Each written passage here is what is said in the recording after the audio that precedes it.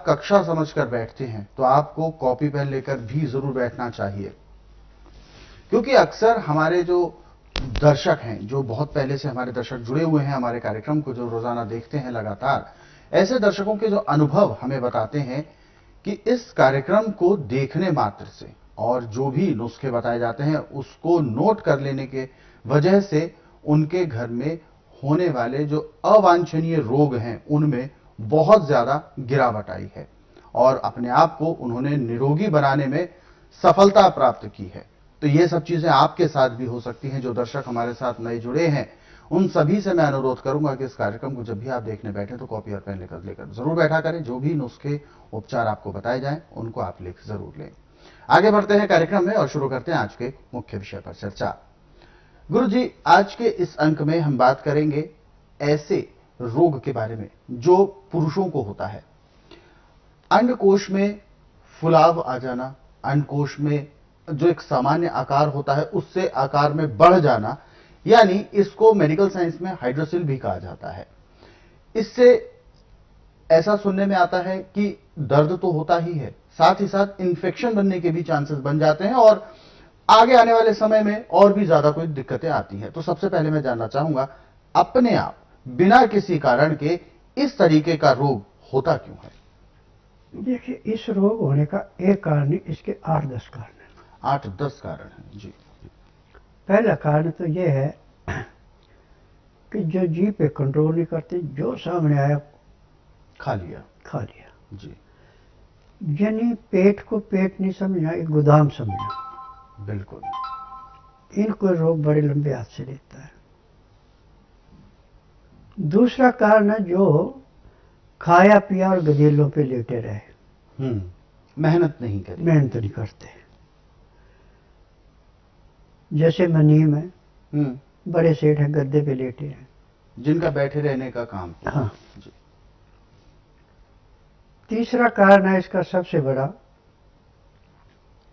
कि व्यायाम का कोई काम ही नहीं है, चलना फिरना बस का है नहीं।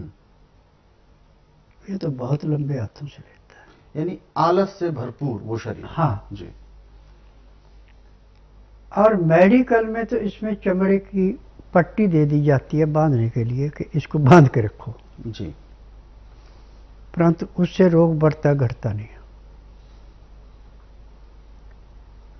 अब स्वस्थ विचार में कारण कोई भी है, रोग ऐसे समाप्त किया जाता है जैसे कूड़े करकट के ढेर को माचिस की तिल्ली जला के समाप्त करती है।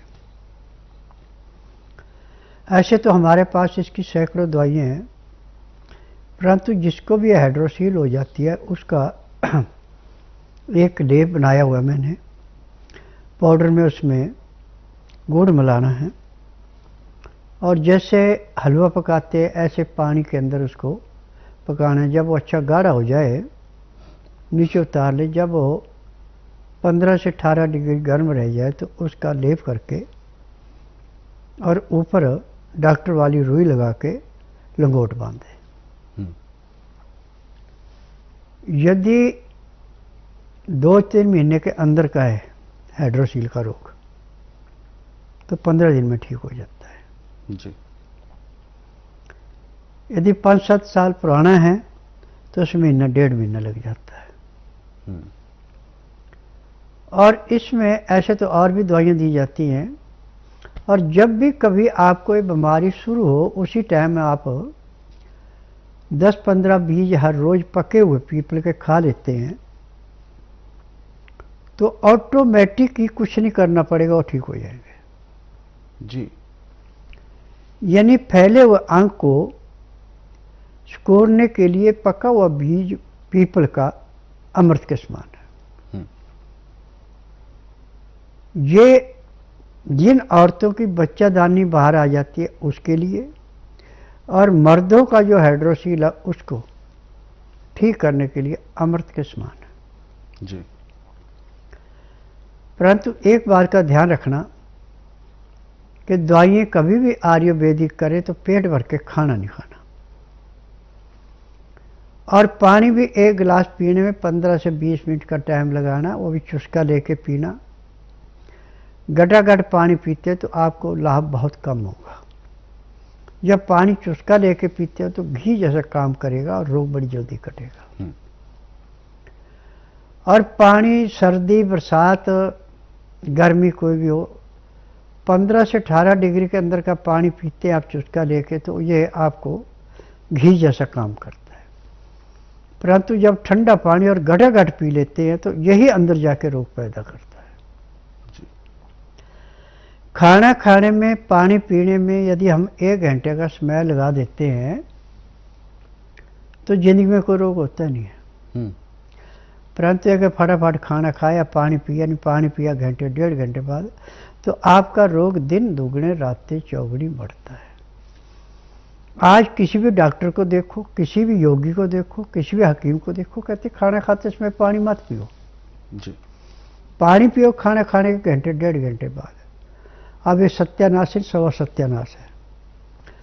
जब आप कोई बिल्डिंग बनाते हैं उसमें चिनाई के लिए जो मसाला बनाते हो, चिनाई करने के बाद पानी डालते हैं उसमें, बिल्कुल पहले डाला जाता है। जैसे पहले उसमें पानी डाल के चिनाई मजबूत होती है। खाना खाने के साथ यदि आप पानी पीते हैं तो लीवर पूरा काम करता है, पैंक्रियाज इंसुलिन बनाती, पित्ते में तेजाब नहीं बढ़ता और खाया पिया ऐसे पचता है जैसे रेते की ढेरी पे पानी डाल के रेता पानी चूस लेता है। अब जब आपका लीवर पूरा काम कर रहा है, पैंक्रियाज इंसुलिन बना रहे, पित्ते में तेजाब बराबर है, तो गुर्दा भी इसको पूरा फिल्टर करता है जी।